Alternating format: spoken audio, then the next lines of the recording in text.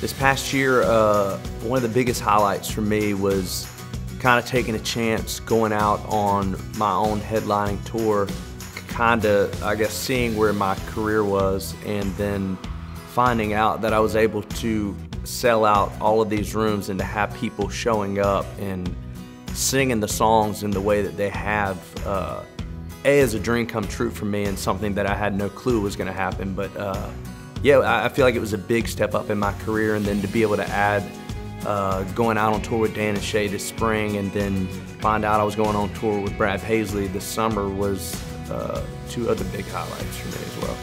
I think for me, actually releasing music from a project that I've been working on for so long, because, you know, I had worked on it and then scrapped a lot of things. So there was a lot of music that I wanted to get out, and then that all just disappeared when I sort of restarted for writing and making the album. So you can imagine how much elapsed time of just silence goes on in between. And finally having the first song, officially the first song from the album, come out last year was a big deal for me. I felt like I had been freed out of jail. Oh my goodness. So many things.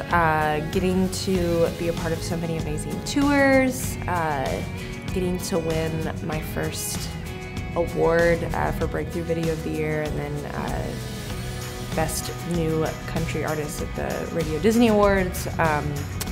Just being embraced, getting engaged was pretty awesome. Getting to work on my second record. I feel like so many things that have happened to me in the last year are things that you hope will happen to you in your lifetime, and they've just happened to me in a year, so I'm really grateful. There's so many. My two highlights would be, one, finding out that we're going on tour with Carrie Underwood this year, and my other one was releasing Die From a Broken Heart, because I love that song so much, and I'm so happy that it's getting the life that I always wanted for it. So my highlight of, we're talking about 2018, right? Yeah.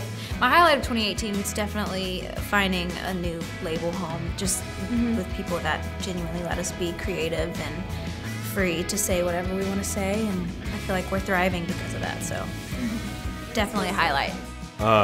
There's a lot. I think, you know, first off, getting engaged was the biggest thing in my life, and I think, you know, one that got away, connecting and watching that grow, and it's a top 10 song. And, it's just, you know, I feel like since after CRS we started seeing this big snowball of stuff, and it's just been one, like, man, this is incredible. Oh, this is incredible. It's just incredible. It's just been an incredible year, personally and professionally. So I think those two are probably the biggest moments for me. I'd have to go, you know, the current tour we're on right now with Old Dominion's awesome.